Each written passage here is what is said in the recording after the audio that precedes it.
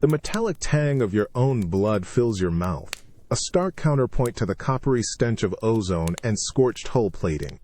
A low, grinding vibration shudders through the deck plates beneath you, threatening to wrench your already dislocated shoulder clean out of its socket. You can hear the distant, warbling cries of the Glorgon raiders, their guttural shouts growing louder closer. They thought you were done. They thought you were finished. You push yourself up, a choked groan escaping your lips as agony lances through your left side. Your ribs scream in protest, a symphony of fractured bone against muscle. Through the haze of pain, you see the flickering emergency lights casting grotesque shadows, painting the mangled corridor in shades of angry red. Your rifle, still clutched in your numb right hand, feels impossibly heavy. The last of your squad, gone. Their comms went silent hours ago. You're alone. Utterly, irrevocably alone. A shadow detaches itself from the flickering light down the hall. Tall, multi-limbed, its glowing red eyes fix on you. It pauses, its alien head cocked as if confused you're still standing. Human. A guttural voice rasps through a universal translator, its tone a mix of surprise and annoyance. You persist. Cease. Your wounds are terminal. Terminal. You almost laugh. Your breath hitches, the sound like a broken bellows. They don't understand. They don't understand the furnace that burns inside. You taste ash, not from the fires around you, but from a deeper, older flame. This isn't about victory anymore. It's about denying them the satisfaction. It's about one more breath, one more step, one more trigger pull. Your vision blurs at the edges, but your grip on the rifle tightens. The cold, familiar steel grounds you. Your fingers ache, but they still remember. They still know no. The Glorgon takes another step, its massive form filling the corridor. It clearly believes you're just a dying animal, making a final, pathetic stand. Good, let it think that. You don't feel the pain anymore. Not really. It's there, a constant hum beneath the surface. But it's been pushed aside by something else, a primal roar that echoes not in your throat, but in the marrow of your bones. A defiance forged in the fire of impossible odds. Every fiber of your being screams for you to lie down, to close your eyes, to let the sweet oblivion take you. But a different voice, ancient and stubborn, whispers back, "Not yet." With a sudden explosive surge, you launch yourself forward, not at the Glorgon, but sideways, into the debris of a fallen bulkhead. The alien snarls, momentarily caught off guard by your unexpected move. Your injured shoulder screams, but you ignore it, scrambling, finding purchase on a twisted beam. Your rifle swings up, instinct taking over. "Impossible!" The Glorgon commander's voice crackles over the ship's internal comms, suddenly broadcast, an amplified echo of the warrior in front of you. "Its biosigns are failing. It should be dead." You don't reply. You don't need to. Your answer is the muzzle flash, the recoil slamming against your good shoulder, the hot brass spitting onto the floor. It's the sheer bloody-minded refusal to break. Even as the world tilts, even as your body betrays you, that one spark, that one ember, it just keeps burning. Because some fires, once lit, are just too stubborn to ever go out. The kickback from your rifle jolts your entire frame, a fresh wave of agony exploding in your already shattered shoulder. But through the searing pain, you see it. The Glorgon warrior staggers, its energy shield shimmering, then flickering out for a precious moment. Your rounds weren't enough to drop it, not yet, but the impact jarred it, threw off its alien balance. The metallic tang in your mouth intensifies, joined by the acrid scent of superheated plasma as the Glorgon's weapon charges again. "It still moves," the commander's voice shrieks, now laced with outright disbelief, over the ship's comms. "Its vitals are critical. How is this possible?" You don't have an answer for them. You barely have an answer for yourself. Your breath hitches, each inhalation a struggle against the broken ribs grinding together. Your vision tunnels, flickering at the edges like the dying emergency lights around you. But you push through it. You have to. Your rifle clatters to the floor. Spent, empty, No time to reload. No clean magazine. Only instinct. Your eyes dart around, scanning the mangled corridor. Twisted metal. Sparking wires. The detritus of a losing battle. Your hand closes around a jagged piece of hull plating, torn free by some earlier explosion.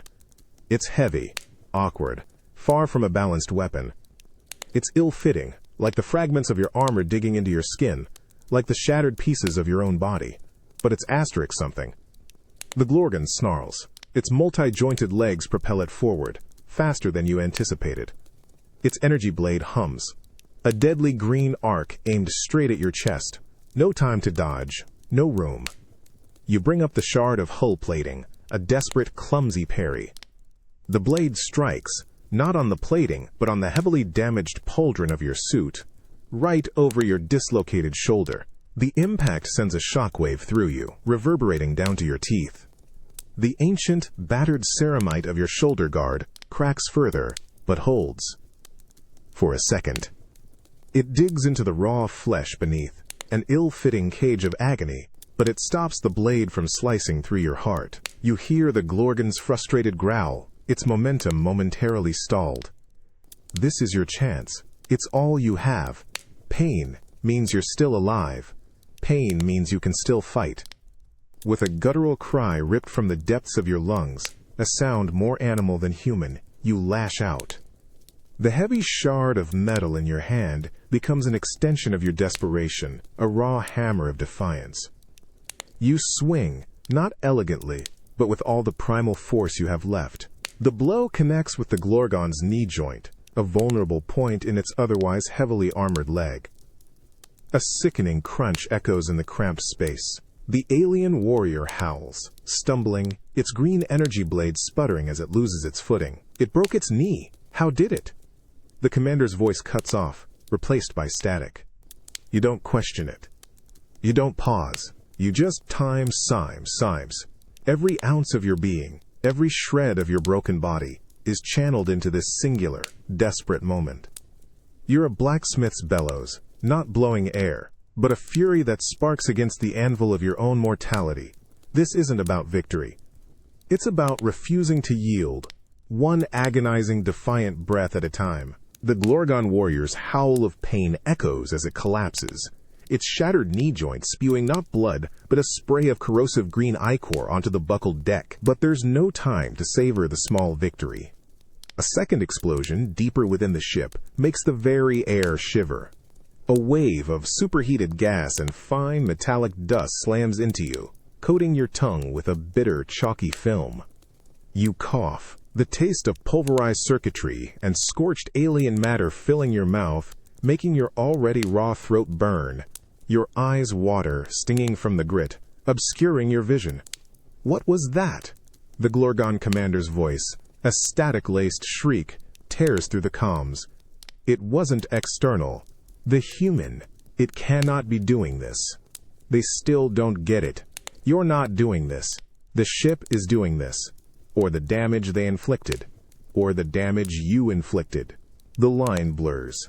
You gasp for air, tasting only more dust, feeling the vibrations of something catastrophic unfolding deeper within the Glorgon vessel. The darkness around you deepens as more lights flicker and die, plunging the corridor into near-total blackness, punctuated only by the angry red glow of emergency alarms and the distant wailing cries of more Glorgon coming your way. Your hand, still clutching the jagged hull plating, is slick with grime and your own sweat. You can feel the tremor of your muscles, the exhaustion trying to drag you down, but a different kind of urgency now drives you. Blinded by the dust, suffocated by the failing atmosphere, you force yourself to move. You stumble over the writhing Glorgon warrior, a fresh wave of pain erupting from your shoulder, but you don't fall. Not yet, not ever, if you can help it. Identify its location, the commander snarls, his voice now a desperate roar. It cannot be allowed to escape this section. Send more units, more units. You hear them now too, their heavy, thudding steps growing closer through the dust and darkness. Your heart hammers against your fractured ribs, a frantic drumbeat of pure, unadulterated terror. But beneath the fear, beneath the agony, there's a cold, clear focus. You can't fight them all head on. Not like this. Not with your rifle gone, your body screaming for rest, and only a piece of mangled metal as a weapon. Your fingers brush against a control panel, sparking wildly.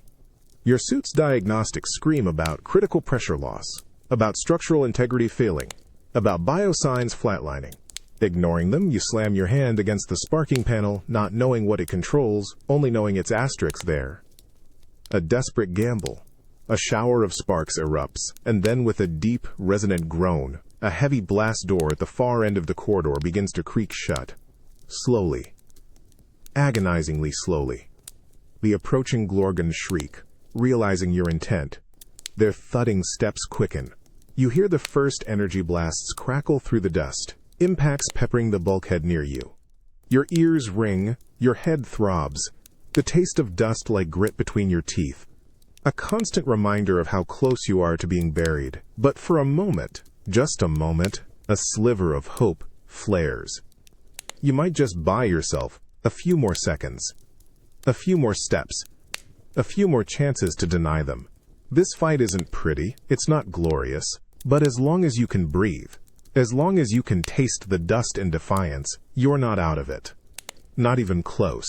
The colossal blast door groans, a deep, agonizing wail of tortured metal protesting against its own movement.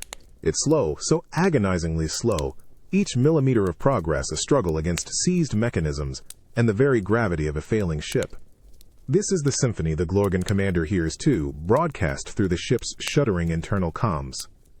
And you hear it ringing in your ears, a deafening accompaniment to your own ragged, pained gasps. Each breath is a groan, a rasping sound torn from your bruised lungs, tasting of the metallic dust still clinging to your tongue. No! Stop it! The human is sealing the sector, the commander's voice screeches, utterly bereft of its earlier composure. Its panic is a sweet, bitter note in the chaos. You lean into the door, your good shoulder pressing against the cold, scarred plating, adding your meager, failing strength to its sluggish descent. Your broken ribs scream, a sharper, more piercing kind of groan that threatens to steal your breath entirely. Your dislocated shoulder feels like a hot poker jammed deep into your joint. But you push. You have to push. Your muscles shriek, fibers tearing. But you grunt, forcing more. Just more. Through the ever-narrowing gap, you see the Glorgon warriors, their multi-jointed limbs scrabbling against the closing door, trying to force it back open. Their own guttural groans of effort and frustration join the cacophony, a primal chorus of alien rage. Energy blasts slam into the outside of the door, bright flashes briefly illuminating their enraged faces, their desperate attempts to stop your escape. You can feel the heat, even through the thick plating, a searing counterpoint to the cold, hard metal against your cheek. The air thickens, heavy with the stench of ozone and scorched organics, a sickly sweet perfume of death. Your vision is still blurry, but the sounds are everything. The grinding groan of the door, the tearing groans of the ship's superstructure, the snarling groans of the Glorgons, and your own raw, desperate groans of pain and exertion. It's a symphony of suffering, and you're conducting it with every ounce of your shattered will. It will not hold. One of the Glorgons bellows through the gap, its voice distorted by the straining metal. We will be through, but they're wrong. Because you're still pushing. Your teeth are clenched so hard you think your jaw might shatter. Blood, fresh and warm, drips from your split lip. Your body is a ruined temple, every pillar cracked, every stone out of place. But the fire in its core still rages. The gap is now only a sliver, thin enough that their energy blasts begin to ricochet, scoring the deck, forcing them to pull back.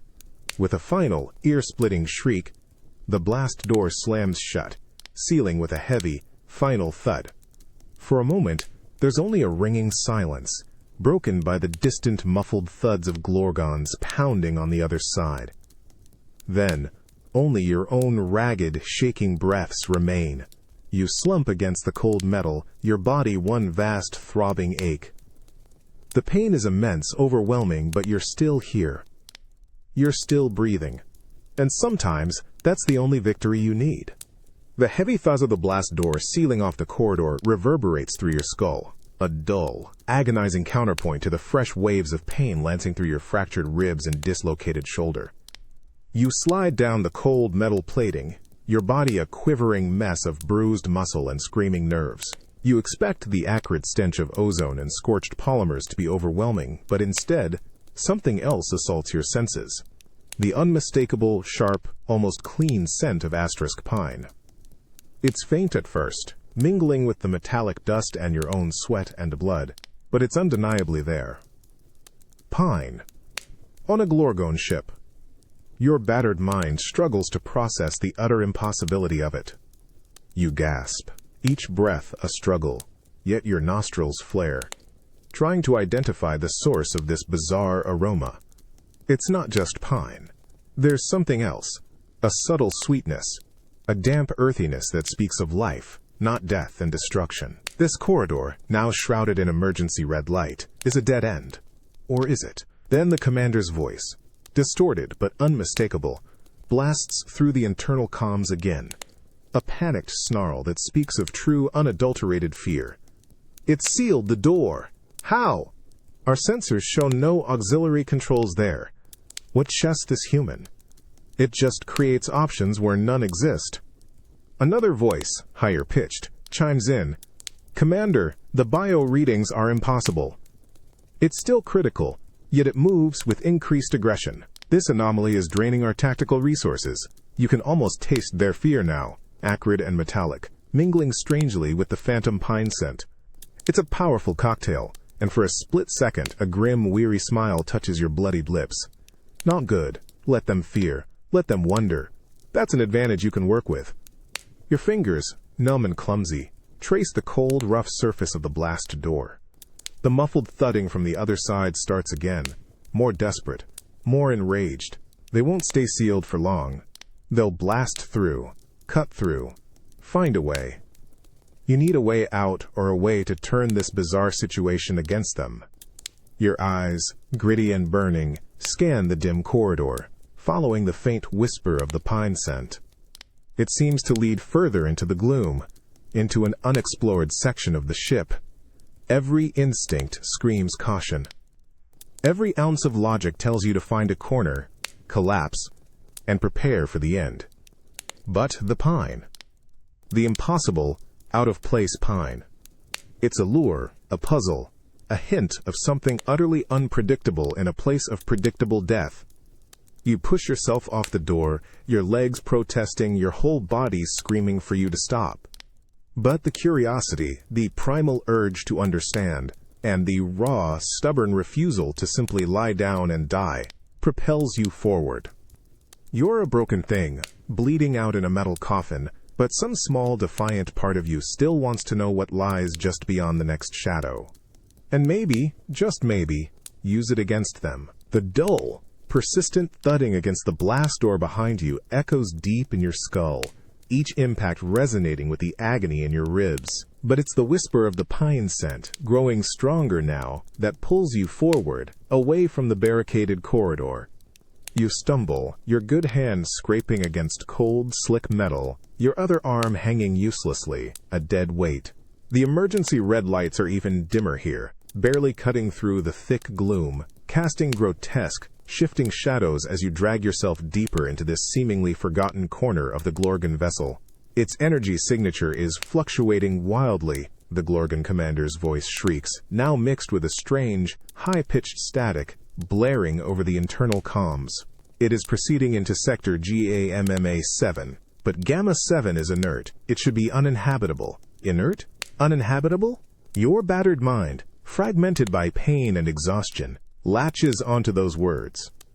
If it's uninhabitable, to asterisk them, maybe that's an advantage for you. Or maybe it's just another slow, agonizing death waiting. You force yourself through a half-collapsed bulkhead, the sound of tearing, twisted metal echoing loudly in the confined space. The air here is colder, damper, and the pine scent is now thick, almost overpowering, mingling bizarrely with the metallic tang of your own blood and the pervasive stink of ozone. It's an utterly impossible juxtaposition, a forest floor and a dying starship, Your boot slips on something soft, fibrous, hidden in the dimness. You kick out, catching your balance precariously, your injured shoulder screaming a fresh, piercing protest. Squinting hard into the encroaching darkness, you finally see it. Patches of strange luminescent moss cling to the bulkheads, glowing with a soft, eerie green light that casts no real illumination. And embedded in the deck, reaching desperately towards the dim, flickering emergency lighting, are stunted, struggling flora. A pale, almost translucent approximation of terrestrial pine needles. They are alien, twisted, but undeniably Daftu-their-skak. Commander, we are detecting an anomalous biosignature within Sector GAMMA-7. High oxygen levels, and what appears to be organic growth. An alien subordinate reports, its voice tinged with utter bewilderment. It shouldn't be possible. This sector was purged cycles ago. Purged. Your mind pieces it together, a sudden, cold clarity cutting through the haze of pain. They tried to sterilize it, to kill everything. But something survived. Something grew. A stubborn spark of life, tenacious and resilient, even in the heart of a hostile warship. You drag your hand along a damp wall, feeling the cool moisture, the strange, velvety texture of the moss. Your fingers brush against a small, hollow indentation in the bulkhead. A faint hiss of escaping gas. Your instincts scream danger but also opportunity. This is a weakness they overlooked. This is Asterix's life, warped and clinging, in a place meant for death. The thudding on the blast door behind you intensifies, growing louder, more desperate, more frenzied. They're getting through. You don't have much time left. Your body is failing, your vision blurring at the edges. But the sight of this impossible garden, this stubborn defiance of the void, ignites a new, cold fire in your gut. They underestimate life. They underestimate the sheer, bloody-minded refusal to die, even for a few forgotten plants. And they definitely underestimate you. Because where they see a dead end, you see a seed. And maybe, just maybe, a weapon waiting to be wielded. The blast door behind you finally buckles, a screech of tortured metal ripping through the air, momentarily drowning out even the frantic thudding from the other side. A shower of sparks erupts as the Glorgons, enraged, blast their way through the final layers, tearing a jagged hole in your makeshift barricade. The stench of ozone and their alien sweat immediately clashes with the damp, earthy aroma of the strange, pale pine-like flora clinging to the walls of Sector GAMMA-7. Your breath hitches, not just from the pain, but from the raw, immediate danger. There it is, the human. And its resistance. A Glorgon warrior snarls, its multi-jointed form appearing in the gaping hole, weapon already charging, but you're already moving, your mind a frantic, desperate kaleidoscope of instinct and observation. The luminescent moss underfoot squelches. The stunted, translucent, pine stalks lining the corridor shimmer eerily in the dim light. They look brittle, fragile, almost like spun glass. And then you remember the faint hiss you heard earlier, the sense of trapped gas. A wild, desperate idea sparks, searing through the haze of your pain. Commander, it's attempting to utilize the organic matter. A horrified voice crackles over the comms, clearly witnessing your desperate scramble through the hole in the blast door's tactical feed. It's pulling up the flora. Your good hand, clumsy and shaking, tears at the pseudo-pine stalks. They snap with a surprisingly sharp crack, not like wood, but more like dried bone, releasing a faint, sharp burst of the pine scent, accompanied by something else. A subtle, chemical tang, like concentrated air freshener and highly volatile gas. Your body screams with every movement, your dislocated shoulder grinding, your fractured ribs protesting, but you ignore it. You have to. The first Glorgon warrior squeezes through the breach, its weapon locked on you. Its red eyes narrow, confident it has you cornered. Pathetic, it hisses. But you don't answer. Instead, with a primal, adrenaline-fueled surge, you hurl a handful of the snapped, pale stalks at it. They don't look dangerous. They barely even register as a threat to the heavily armored alien. But then the Glorgon fires. Its energy blast, meant for you, strikes the airborne flora. The reaction is instantaneous, violent, and utterly unexpected. The stalks don't just burn. they detonate. A blinding flash. A sharp unbreakable that deafens you for a second, followed by a shower of superheated razor-sharp splinters that fly outward like shrapnel. The Glorgon warrior screams, a sound of pure agony and confusion, as the fragile-looking wood tears through its exposed joints and vision sensors, its energy shield flaring erratically before collapsing. What in the void was that? The commander's voice bellows, pure horror now dripping from every syllable. It weaponized the flora. These aren't just plants, they're volatile. The smell of burnt sap, ozone, and alien blood fills the air. You cough, your lungs burning, but a fierce, grim satisfaction flickers in your gut. They underestimated the tenacity of life, even alien life. And they definitely underestimated your capacity to fight dirty, to turn anything, even a patch of strange, glowing plant matter, into a weapon. They wanted a fight? You're going to give them a wall of splintered wood and screams. And you're not done building it yet. The metallic tang of your own blood in your mouth is now drowned out by a far more potent, sickening flavor. The copper taste of carnage. It's in the air, thick and acrid, mixed with the stench of burnt sap, ozone, and the coppery, alien-specific odor of Glorgon ichor. The first warrior, its screams still echoing, writhes on the deck just beyond the ruined blast door, blinded and crippled by the exploding pseudopine shrapnel. Its multi-jointed limbs flail uselessly, carving gouges in the buckled deck plating. Another unit down. The human, it's a monster. The Glorgon commander's voice shrieks, now pure, unadulterated terror. It's using the Gamma-7 flora as a weapon. Do not engage directly. Fall back! Fall back! But they can't. Not entirely. Two more Glorgon warriors, spurred by desperation in the narrow confines of the breach, push past their fallen comrade. Their weapons are up, charging. Their red eyes are fixed on you, a mix of rage and dawning horror. They've seen what you did. They understand the threat now. You can feel their fear, a palpable wave of it, and it fuels your own grim resolve. Your entire body is a symphony of agony. Your ribs grind with every shaky breath. Your dislocated shoulder throbs with a dull, incessant ache. But the raw, animalistic fight-or-flight instinct has taken over, overriding everything else. You're a cornered beast, and you've just found a way to bite back. Hard. Your fingers, sticky with your own blood, and the strange sap from the exploding plants, tear at more of the brittle, pale stalks. They snap with that distinctive crack, releasing more of that sharp, volatile scent. There's a frantic rhythm to your movements now. Snap, gather, throw. No grace, no finesse, just raw, brutal efficiency. You don't aim for vital points. You aim for the air, for the space directly in front of the advancing Glorgons. The first volley of plasma bolts from their weapons lights up the corridor, searing past your head, impacting the bulkhead behind you with explosive force. But you've already thrown. The handful of plant matter flies, catching the edge of the energy blast. Crump. Another blinding flash. Another concussive shockwave that slams into your already battered body, knocking the air from your lungs. More superheated splinters shriek through the air, finding purchase in the gaps of the Glorgons. Armor, tearing at their exposed facial plates, lodging deep in their weapon mechanisms. The screams are louder this time, more desperate, more panicked. One of the warriors stumbles backward, its weapon sparking erratically before going dark.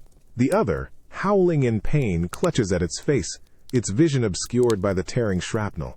The copper taste in the air intensifies, a visceral, metallic tang of pure, unadulterated carnage. This isn't elegant warfare. This is primal, ugly, and effective. You're not just fighting. You're showing them what happens when you push a human to its absolute limits, when you force it to adapt, to improvise, to become something they never expected. You're becoming their worst nightmare, made of blood, splinters, and sheer bloody-minded refusal to quit. The deafening scrump of the last exploding flora still echoes inside your skull, a high-pitched whine that scrapes against your raw nerves. Slowly, agonizingly, it recedes, replaced by an unsettling, almost suffocating silence. The air, thick with the metallic tang of your own blood, the coppery stench of Glorgon ichor, and the sickly sweet perfume of burnt sap and ozone feels heavy, oppressive. Two Glorgon warriors, victims of your desperate, improvised attack, lie writhing just beyond the mangled breach in the blast door. Their earlier screams have dwindled to ragged, gurgling whimpers, soon to be swallowed by the encroaching quiet. This isn't the silence of peace, but the ominous stillness of a battlefield after the initial volley, a heavy, expectant void. Commander, no response. Tactical comms are silent. Glorgon 17 and 18 are unresponsive. A different, younger-sounding alien voice crackles over the comms, barely audible through the ringing in your ears, laced with undeniable panic. They are down. What is this human? It used the very air against us. The voice breaks, choked off abruptly, leaving only static. The Glorgon internal network, once a cacophony of arrogant commands and snarling threats, is now utterly, eerily quiet. The Glortali crows of their network, their voices of authority and aggression, have fallen utterly silent, replaced by a chilling stillness that speaks volumes of their bewilderment and profound, dawning fear. Your good hand, sticky with grime and the strange sap, finally releases its grip on the last handful of pseudo-pine stalks. Your arm, still socketed but screaming from the strain, trembles violently, a betraying tremor that threatens to buckle your knees. You slump against the glowing moss-covered bulkhead, your breath coming in ragged, painful gasps, each one a fresh ache in your fractured ribs. Your dislocated shoulder protests with a dull, incessant throbbing. The pain is a constant, roaring presence beneath the surface, a familiar companion now, but for this brief, stolen moment, the immediate active threat has receded. You allow yourself a single grim, weary smile. They don't understand this silence. To them, it's a terrifying unknown, a break in their tactical feeds, a sign of unprecedented chaos. To you, it's a precious, fleeting reprieve. It's a moment to assess, to regroup, to push back the encroaching darkness for just a little longer. Your gritty eyes, still stinging from the dust and explosions, scan the eerily green-lit corridor. The strange flora seems to hum with a subtle energy, its glow an alien beacon in this war-torn vessel. They think they've cornered a broken animal. But you're not just an animal, you're human. And humans, when cornered, don't just lash out. They observe. They adapt. They weaponize anything, even the silence itself. This quiet isn't safety. It's the predatory stillness before a second strike. The pause between heartbeats, when the hunter realizes its prey, is far more dangerous than anticipated. They are regrouping, their fear transforming into a cold, calculated anger. But for now, you breathe. You're broken, bleeding, and alone in this impossible garden within a metal tomb. Yet, you're still here. And as long as you draw breath, as long as you can taste the metallic ghost of defiance on your tongue, the fight isn't over. You are the silence, and the storm that comes after. The suffocating silence that follows the carnage is not a reprieve, but a heavy, pulsating presence, pressing down on your bruised and battered body. The copper tang of Glorgon ichor, the sickly sweet scent of burnt sap, and the sharp, almost clinical aroma of ozone still saturate the air, clinging to your uniform, your skin, the raw edges of your wounds. Your heart hammers against your fractured ribs, each beat a painful thud, reminding you that you are still alive, still bleeding, still defiant. The human, where is it? The Glorgon commander's voice erupts over the internal comms, its previous terror now hardened into a desperate, furious demand. Its biosigns are still critical, but its location is fluctuating. Is it using the flora as cover? Are the sensors malfunctioning? A subordinate responds, its tone-strained, "Commander, we are detecting residual energy signatures, but no clear visual." It's like it phased out of existence. Its movement patterns are erratic, almost ghost-like. Ghost-like. You almost chuckle, a dry, painful rasp in your throat. They thought they had you cornered. They thought a single, broken human was an easy kill. They were wrong. Your eyes, gritty and burning, dart around the eerie, green-lit corridor of Sector GAMMA7. The luminescent moss casts bizarre, shifting shadows, distorting perception. The stunted, pale, pine-like flora, once a source of terror for them, now offers a different kind of advantage: concealment.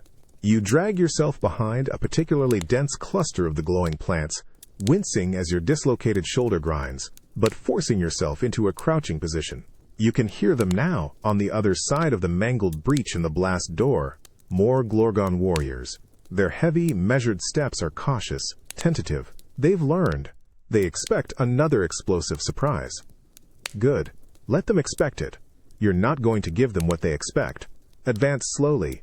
Do not fire until positive visual confirmation. The commander barks, its voice closer now, broadcast from one of the approaching warriors. Be wary of the flora. The human is using it as an ambush. Your good hand, sticky with blood and sap, runs over the strange velvety moss. It feels cool, damp, almost comforting in its alien life. Your mind races, pushing past the pain, past the exhaustion. They're looking for an ambush. They're looking for a direct confrontation. But you're not a frontal assault. Not anymore. You're a phantom, a whisper in their advanced sensor arrays, a broken shadow in the pawn, daylight of their alien ship. You spot it, a small, dark ventilation shaft, partially obscured by a larger growth of the pseudopine near the ceiling. Too small for a Glorgon, barely big enough for you, even in your current, mangled state. Your ribs scream in protest at the mere thought of squeezing through. Your shoulder threatens to give out entirely. But the thought of being hunted, of being cornered, is worse. A warrior's red eyes flicker through the breach, scanning the corridor with extreme caution. It pauses, its multi-limbed form tense. It's looking for China you. It's looking for a China you. And you are, in this moment, nothing but a ghost. A whisper of movement, a fleeting shadow in the corner of its optical array. They will see only what they expect to see, until you decide to show them otherwise. You take a ragged breath, the pine scent filling your lungs, and begin to pull yourself up, one agonizing inch at a time. The pain is immense, but the sheer stubbornness of human will is a force even the most advanced alien technology cannot predict. You are a ghost in their machine, and soon, you'll be haunting their entire ship. The frigid metal of the ventilation shaft presses in on you, a metallic coffin barely wide enough for your battered form. Every shift, every agonizing inch you pull yourself forward, scrapes against your bruised ribs and the raw, inflamed skin of your dislocated shoulder. The air, recycled and stale, tastes like old dust and the lingering coppery tang of your own drying blood, but a far more insistent primal sensation gnaws at the pit of your stomach: hunger. A deep, hollow ache that vibrates through your entire being, demanding sustenance your body hasn't received in what feels like an eternity. Below you, muffled but clear through the thin grating, you hear the heavy, thudding steps of Glorgon warriors. They're moving with renewed caution now, their guttural commands filtered through the comms, still broadcast, still laced with that delicious, panicked confusion. Sector GAMMA-7 sweep complete. Negative on visual confirmation. How can it simply disappear? A frustrated voice bellows. Then the Glorgon commander, its tone now a tight, enraged whisper, cuts in. It did not disappear, fool. It adapted. It utilized the ventilation systems. The creature, it continues to defy all logic. Has it no limits? Is it not experiencing systemic failure? Where are its biosignatures now? Your biosignatures are screaming, all right. Screaming for warmth, for water, for food, for rest. Your muscles tremble from exhaustion, each fiber protesting its continued exertion. Your head throbs. A dull, relentless drumbeat behind your eyes. Your mouth is dry, parched, tasting only of grit, and the faint, unsettling sweetness of the alien pine sap you smeared on yourself earlier. The hunger gnaws, a constant, unpleasant companion, demanding attention, but you can't give it. Not yet. You force yourself to keep moving, a silent, desperate crawl through the suffocating darkness. The metallic tang in your mouth intensifies, a phantom taste of the blood you're still losing, slowly but surely. Every movement is a calculated risk, a balance between pain and stealth. You feel the tremor of their heavy footsteps below, the subtle vibrations rattling through the ducts, and you freeze, pressing yourself flat against the cold metal, your breath held, a silent prayer escaping your lips that the grating above them doesn't creak under your weight. It will be weakened, Commander. Surely it is succumbing to its wounds. To starvation, another Glorgon suggests, a hint of false bravado in its voice. Do not mistake its silence for weakness, warrior. The commander snarls back, a chilling undercurrent of respect in its fury. This human, it thrives on defiance. It uses its very suffering as fuel. Do not underestimate its will to survive. Find it, before it finds a new way to shatter our expectations. They think your suffering is fuel. And in a twisted, horrifying way, they're right. The hunger, the pain, the exhaustion, they all scream for you to stop, to give up. But those screams are just more noise to push through, more obstacles to overcome. The hunger is just another Glorgon to outwit, another enemy to conquer. You are a broken thing, but as long as that primal gnawing persists, as long as you can still taste the dust in the blood, you're still in the fight. And you'll keep fighting until the last, bitter breath, because some urges, like the one to survive, are stronger than any pain, stronger than any foe. The cold, grimy metal of the ventilation shaft grates against your bruised skin with every agonizing push forward, a constant, rasping reminder of your precarious existence. The air, thin and recycled, carries the faint metallic scent of rust and old machinery, mingling with the persistent, unsettling tang of your own drying blood. That hollow gnawing in your gut has intensified, a raw, demanding ache that threatens to overwhelm your focus, but you refuse to let it. You just keep moving. Below, the heavy thudding of Glorgon boots has quickened, no longer cautious, but agitated, frustrated.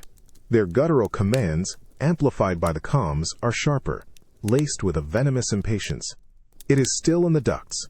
It cannot have bypassed our sensors for this long. A warrior screams, the frustration clear even through the alien gutturals. A loud throaty echoes through the metal, as if it punched a bulkhead in fury. We have searched every accessible conduit.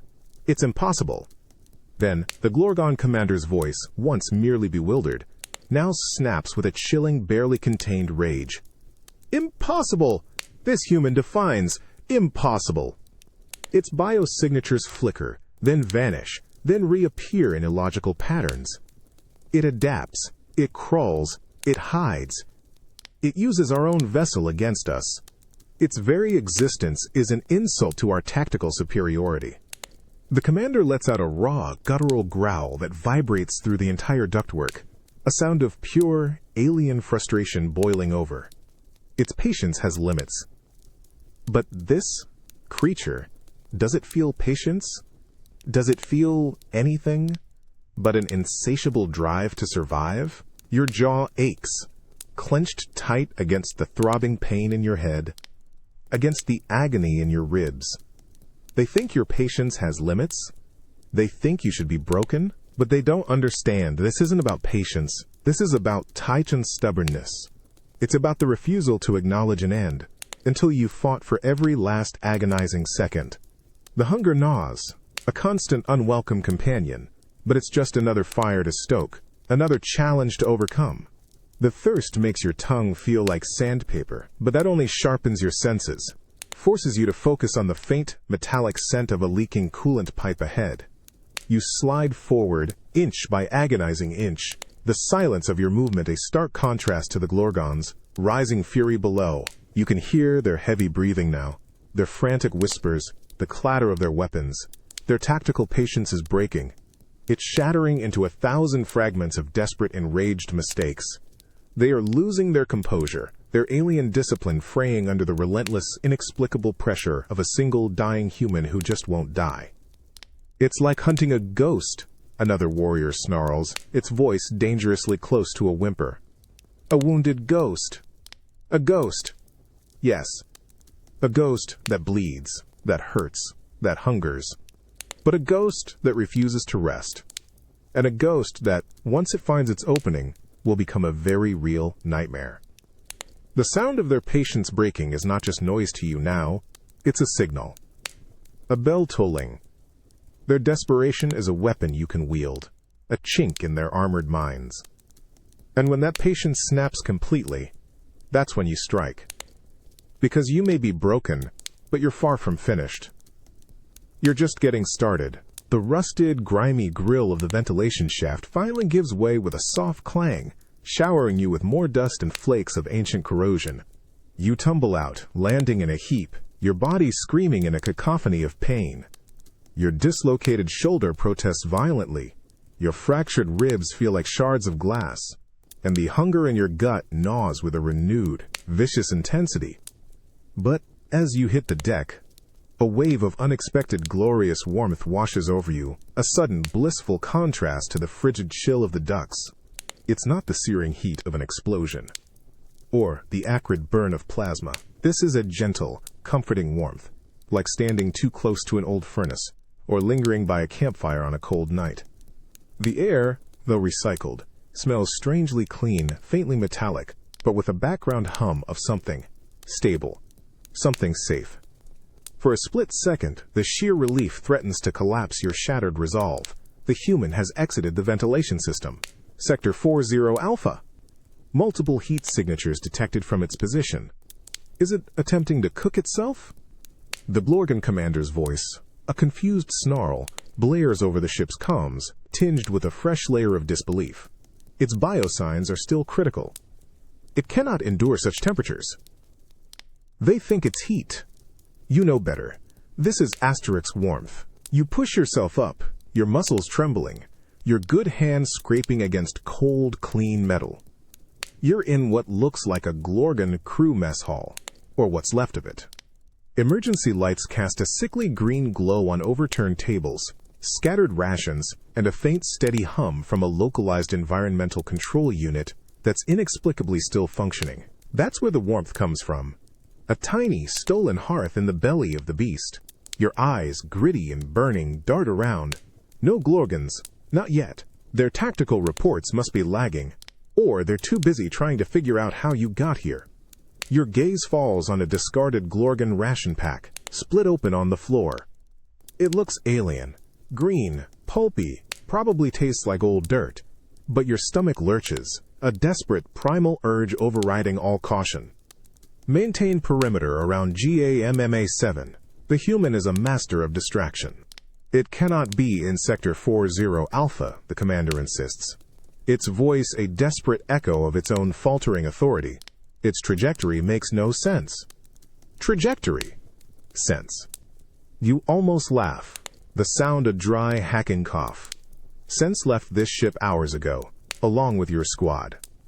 Now it's just you, your pain, and an impossible, relentless will to survive. You crawl towards the ration pack, ignoring the agony in your shoulder, the searing protests from your ribs. Your fingers, clumsy and trembling, close around the alien food. It feels cool, slightly slimy. But it's fuel. It's Asterix something. You tear into it. The strange, earthy taste a shocking sensation on your tongue. A stark contrast to the metallic tang of your own blood. It's not delicious, not by a long shot, but it's sustenance. And for a brief, stolen moment, as the warmth from the environmental unit wraps around you, as the alien food fills your aching stomach, you allow yourself a fleeting flicker of something akin to hope. You are broken, bleeding, and utterly alone, but you are not defeated, not while there's warmth to be found, or a single bite of alien sustenance to be stolen. Not while you can still deny them. The strange, earthy taste of the Glorgon ration still lingers on your tongue, a grim reminder of your stolen sustenance. The gentle, almost miraculous warmth from the environmental unit in the mess hall had begun to soothe your aching muscles, to coax the chill from your bones, but then a new sensation rips through the momentary calm. A low, resonant thrum that vibrates through the deck plating, growing steadily louder. It's not the ship's failing systems. It's the heavy, coordinated steps of a large Glorgan patrol. They've found you. It is in the primary mess hall, Sector 40 Alpha. Engage immediately. The Glorgan commander's voice, a raw, desperate bellow, erupts over the ship's comms. Closer now, its rage barely contained. Do not let it retreat into the conduits again. This creature, it defies all known physiological limits. Its biosignatures are still failing, yet it persists. You push yourself to your feet, every movement a fresh scream of agony from your dislocated shoulder and fractured ribs. The fleeting comfort, the momentary respite, vanish under the cold, hard reality of your situation. Your hands, still sticky with sap and Glorgon ration slime, clench instinctively. You have no weapon. Your rifle is gone. The exploding flora of GAMMA 7 is a sector away. Your eyes, gritty and burning, scan the wrecked mess hall. Overturned tables, scattered alien crockery, twisted metal fixtures. Not much here to work with, but something catches your eye. A long, heavy serving spoon, oddly shaped but solid, made of what looks like reinforced alien alloy. It's crude, unbalanced, but its asterisk metal stops. It's a tool. Breaching in 5, a warrior shouts, its voice thick with anticipation. Just beyond the mess hall's shattered main door. 3, 2, 1.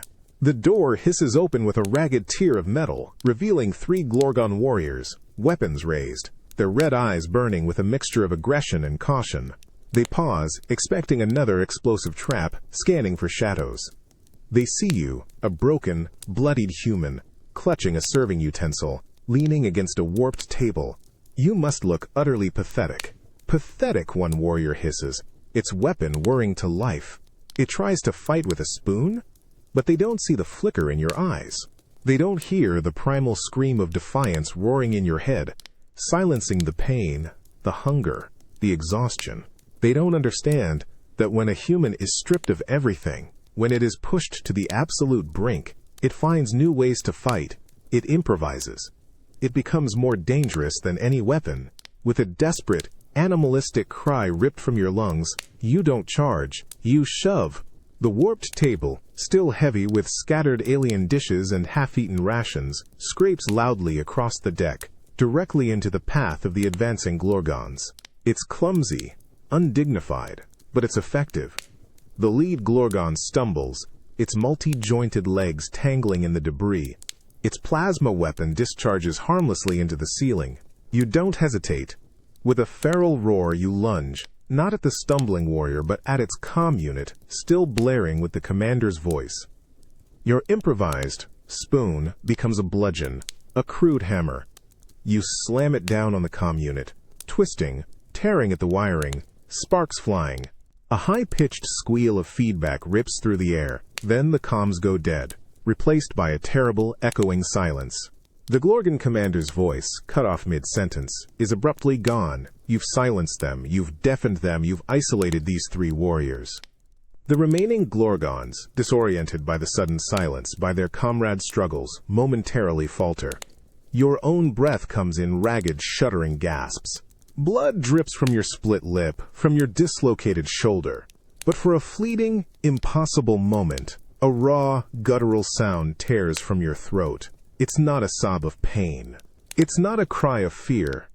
It's a laugh. The raw, defiant echo of your own laughter, that ragged, broken sound, still rings in your ears, a perverse counterpoint to the sudden, agonizing, searing pain that rips through your already shattered body. One of the Glorgon warriors, recovering from the calm silence you'd imposed, had lashed out, its energy blade catching you not with a clean cut, but a glancing white-hot kiss across your hip. The heat is immediate, intense, like a brand, followed by an explosion of nerve-wracking agony that threatens to steal your very consciousness. The metallic tang of your own blood, already ever-present, is now joined by the sickening smell of burning flesh and scorched fabric. It moved. Even after that hit, it moved. The Glorgon commander's voice, now a thin, high-pitched shriek, manages to cut through the static of a newly active backup comm. Its disbelief is absolute. Its biosignatures are flatlining. It should be in shock, incapacitated. This cannot be. You gasp. A strangled, choking sound as your legs threaten to give out. The white-hot agony radiates, a pulsating inferno that makes your vision swim. You're improvised. Spoon, weapon clatters from your numb fingers. Every muscle in your body screams, demanding you fall, demanding you surrender to the sweet oblivion of unconsciousness. But something deep inside you, something primal and unyielding, refuses. The Glorgon that hit you snarls. its multi-jointed legs scrabbling for purchase on the overturned mess hall debris. Its red eyes narrowed, confident it has finally delivered the killing blow. The other two warriors, now fully recovered from the comms disruption, begin to flank you, their plasma weapons charging, casting an ominous green glow on the wreckage. Your breath hitches, each inhalation a searing pain against your fractured ribs. The hunger in your gut twists, with a fresh, desperate urgency, intensified by the shock of the burn. But through the haze of agony, your eyes, gritty and burning, lock onto the Glorgon that wounded you. Its energy blade, still humming faintly, is dangerously close, almost an extension of its contemptuous stance. Finish it! End this abomination, the commander shrieks, its voice raw with a mix of fury and dawning horror. Do not let it continue. They want you to stop. They expect you to fall. But that white-hot agony, rather than breaking you, ignites something deeper. A spark. A furious, blinding rage that overrides even the pain.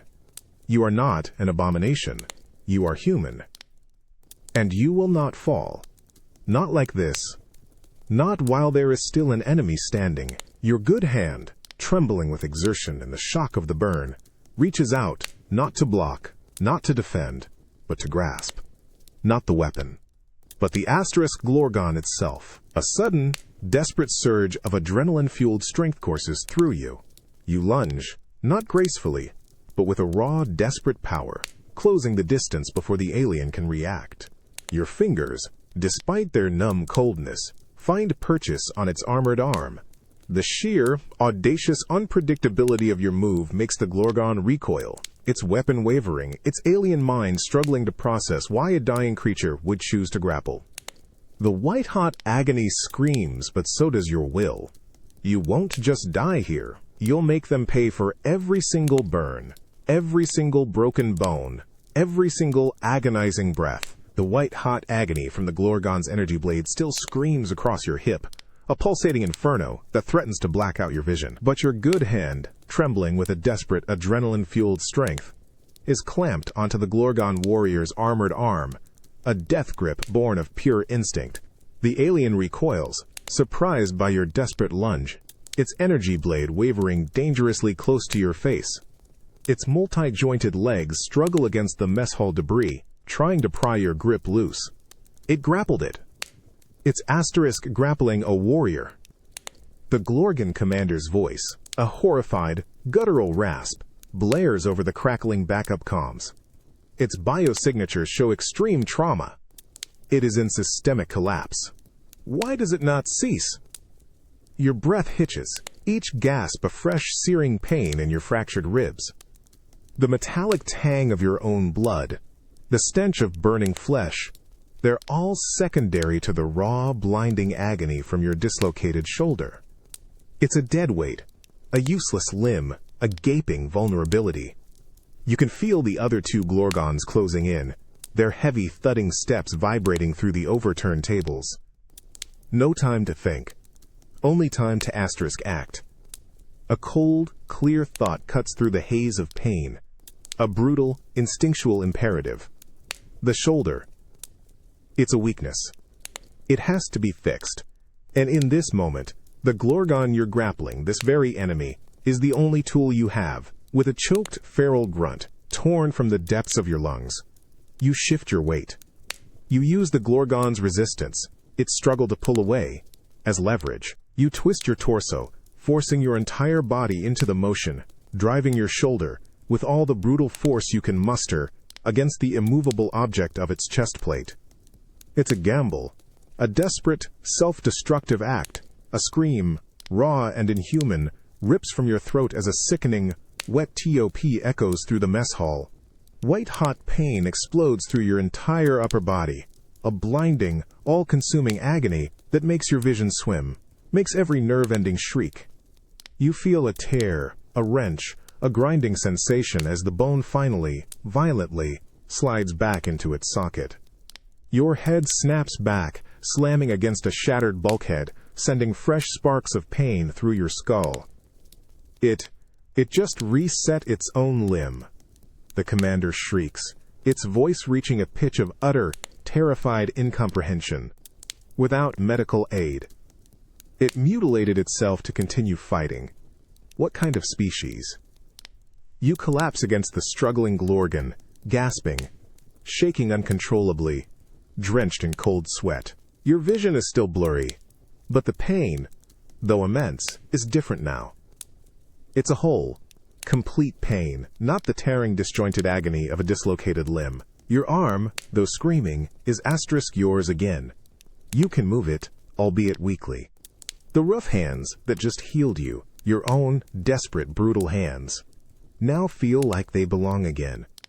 The Glorgon you're grappling stares at you, its red eyes wide with absolute horror. It had seen many foes, many acts of defiance, but never this. Never a creature that would break itself so savagely, just to keep fighting. Its momentary shock is your advantage. With a renewed, guttural roar, fueled by the fresh agony and a terrifying, desperate surge of will, you twist again, your healed arm finding new leverage, transforming your grapple from defense into a brutal, unstoppable offense. You are broken, yes, but you are whole enough to kill. And that's all that matters. The sickening top of your shoulder bone sliding back into its socket still echoes in your ears, a phantom sound beneath the raw, all-consuming, white-hot agony that radiates from the joint. Your head throbs where it slammed against the bulkhead. The metallic tang of fresh blood from your split lip and the acrid smell of burning flesh from your hip wound fill your nostrils, overwhelming even the coppery stench of Glorgon ichor and scorched electronics. Your breath comes in ragged, shuddering gasps, each one a fresh protest from your fractured ribs. But your arm is back. The Glorgon warrior you're grappling, its multi-jointed form caught off balance, stares at you, its red eyes wide with a dawning horror.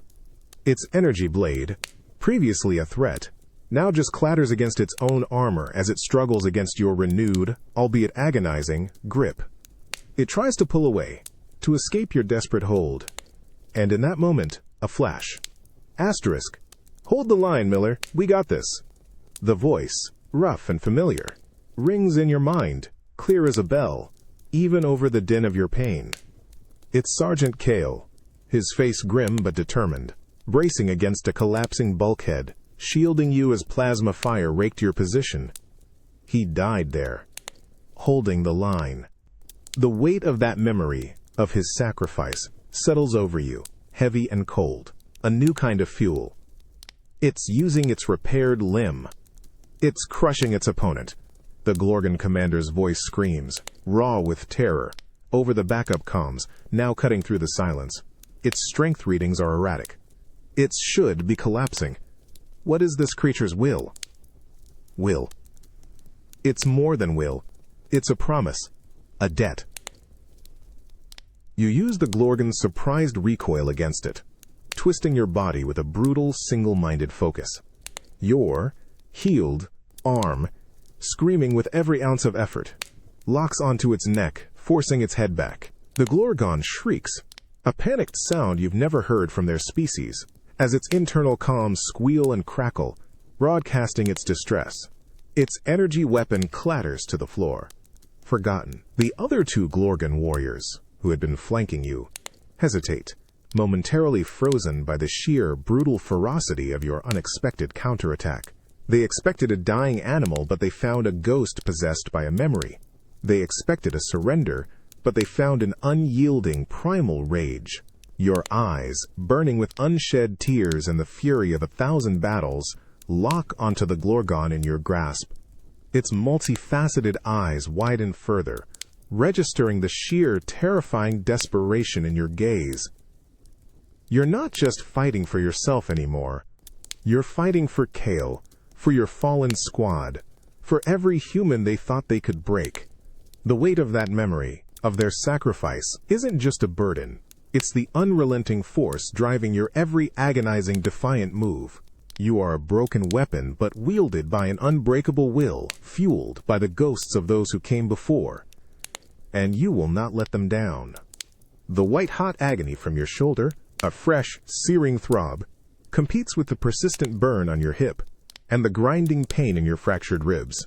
Your grip on the Glorgon warrior's armored neck is desperate, fueled by the echo of Sergeant Kale's voice, by the sheer, unyielding weight of memory. The alien thrashes, its multi-jointed limbs flailing, a desperate, guttural shriek tearing from its throat as its internal comm unit, now repaired by its backup system, crackles with its distress. You're holding on, but your strength is fading, your body screaming for release. It's choking him. It's choking a fully armored warrior with its bare hands. The Glorgan commander's voice, a raw, terrified bellow, slices through the backup comms, now broadcast live to all remaining units in the sector. Its biosignatures are still flatlining, yet its grip strength is impossible.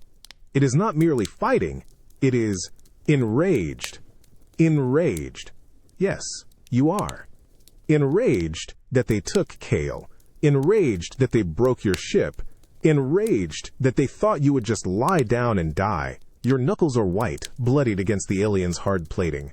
You hear the other two Glorgons closing in, their plasma weapons whirring, but you don't release your grip. You can't, not yet. Then, just as your vision begins to gray at the edges, a flickering screen on the mess hall wall, previously dark, suddenly blinks to life. It's a tactical display, patched into the commander's central feed, and on it, superimposed over grainy ship schematics, is a close-up image, not of you, but of the Glorgan commander. Its face, usually composed, even arrogant, is a mask of pure, unadulterated horror. Its multifaceted eyes are wide, pupils dilated, its mandibles twitching, with a fear so profound it's almost palpable. Even through the flickering, static-laced image, a stranger's face, twisted by a fear you put there. Look at it. Look at what it is. The commander's voice shudders, utterly broken, echoing through the mess hall, broadcast to every remaining warrior. Its voice is raw, desperate. It just keeps fighting. It feeds on the impossible. This is not strategy. This is madness. Madness. You taste blood, not from your wounds, but from the raw, metallic taste of triumph in your mouth. You see your reflection, fleetingly, in the flickering screen beside the commander's horrified face. A stranger's face, too. Gaunt, bloodied, eyes burning with an almost feral intensity. But it's asterisk your face. And it's not madness. It's desperation. It's stubbornness. It's the human spirit. Ugly and beautiful, terrible and glorious, refusing to break. The Glorgon in your grip goes limp. Its struggling ceased. You drop it, its heavy form thudding to the deck, leaving your hand trembling, sticky with alien ichor. The commander's horrified face still flickers on the screen, its fear a balm to your wounded soul. The other two Glorgons freeze, weapons wavering, their red eyes darting from their fallen comrade, to the screen, to you. They see not a broken human, but a ghost made manifest, powered by an unseen, undeniable force. Your breath comes in ragged, painful gasps. You are bleeding out, your body a shattered ruin. But you are still standing. And you just gave a Glorgan commander a face-to-face look at true terror. This isn't just about survival anymore. It's about a message. A brutal, bloody message echoing through their entire ship. They will remember this. They will remember the day a dying human refused to quit and showed them what true, unyielding defiance looked like. The taste of coppery Glorgan ichor and your own metallic blood fills your mouth, a gruesome blend that's become sickeningly familiar. The strangled gurgle of the Glorgan warrior you just choked to death still echoes in the blood-slicked mess hall, a grotesque counterpoint to the raw, white-hot agony screaming from your recently reset shoulder, and the dull, persistent throb in your fractured ribs. You gasp, each breath a painful protest, your body trembling from the sheer, brutal exertion. The Glorgan commander's voice, now a terrified broken shriek, still blares from the backup comms, broadcast across the ship. It has killed another, with its bare hands. This is not possible. Its biosignatures are collapsing. Why does it continue? What terrified this creature?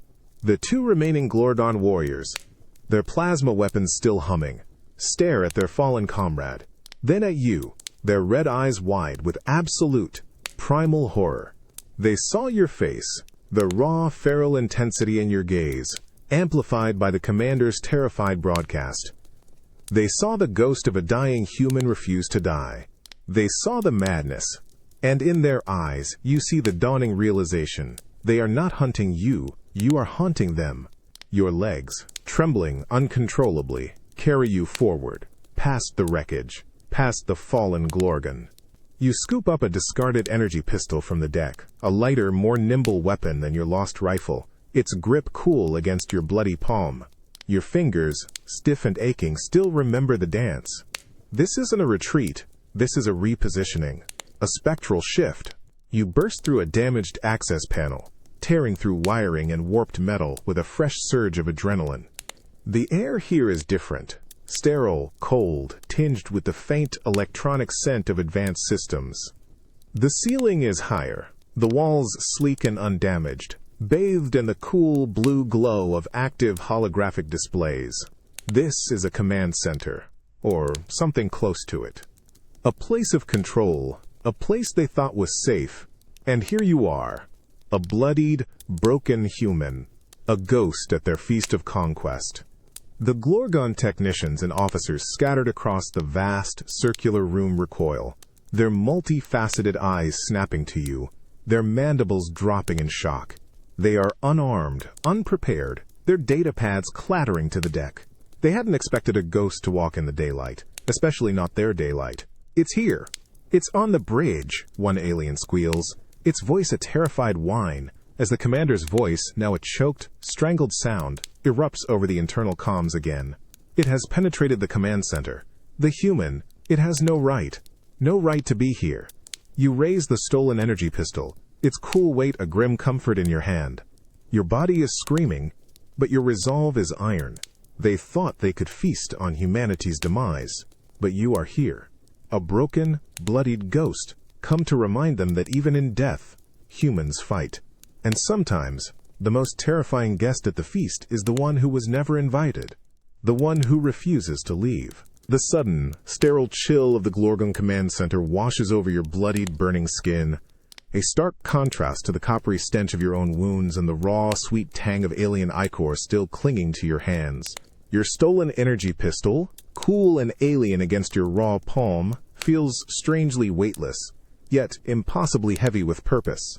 You gasp, each breath a fresh stab of pain through your fractured ribs, a silent protest from your recently reset shoulder. The Glorgon technicians, their multifaceted eyes wide with absolute, unadulterated terror, scramble away from their consoles, their data pads clattering to the sleek, glowing deck. They stare at you, a bleeding, broken ghost of a human with a horror that eclipses any previous fear. This isn't just an intruder, it's a living nightmare walking into their inner sanctum. It is asterisk there. It is on the primary command bridge. Engage all defensive protocols. Seal the sector. The Glorgon commander's voice. A raw, ragged shriek echoes from every speaker, now amplified by the ship's internal comms, broadcasting its panic to every corner of the vessel. Its biosignatures are non-existent. It is a walking corpse. How does it persist? What is this thing? You don't reply. Your fractured ribs burn with every ragged breath. Your reset shoulder screams with an insistent, deep ache, but your gaze is locked onto the central tactical display, a shimmering, holographic projection of their fleet, their conquests, their entire empire. It glows with a false sense of invincibility, and you, a single, dying human, are about to shatter it. With a guttural cry, more animal than human, you raise the stolen pistol, not at a technician, not at a weapon console, but at the very heart of their projected power. The shots crackle, loud in the sudden silence, plasma bolts tearing through the delicate holographic projectors, through the central processing core beneath. Sparks erupt, alarms shriek, and the magnificent, arrogant display of their fleet shatters into a million shimmering, dying fragments, raining down like digital ash. The Glorgon technicians whimper, clutching their heads, their entire worldview collapsing with their central display. The cold, sterile air fills with the stench of burning electronics and their collective, rising panic. The commander's voice, now utterly broken, struggles to form words. It destroyed the command nexus. The data is corrupted. Our fleet, our coordination, it is gone. It sought to destroy our will. Your legs finally give out. You fall, crashing to the cold, glowing deck, the stolen pistol clattering from your numb fingers. Your vision grays at the edges, the world tilting, the pain, a vast, all-consuming ocean. You're bleeding out. Your fight is almost over. But as the darkness encroaches, you look at the shattered remnants of their holographic empire, at the terrified faces of the Glorgon technicians, at the sheer, undeniable horror in the commander's voice. You may die here. This body may fade. But the message, the stark, brutal truth you burned into their minds today, the raw, unyielding, terrifying stubbornness of a single human refusing to quit, that, you realize, is a scar that will never truly fade. It will echo in their nightmares, a ghost in their history, a wound to their pride that will last far longer than any ship, any battle, any empire. And that, you decide, is victory enough.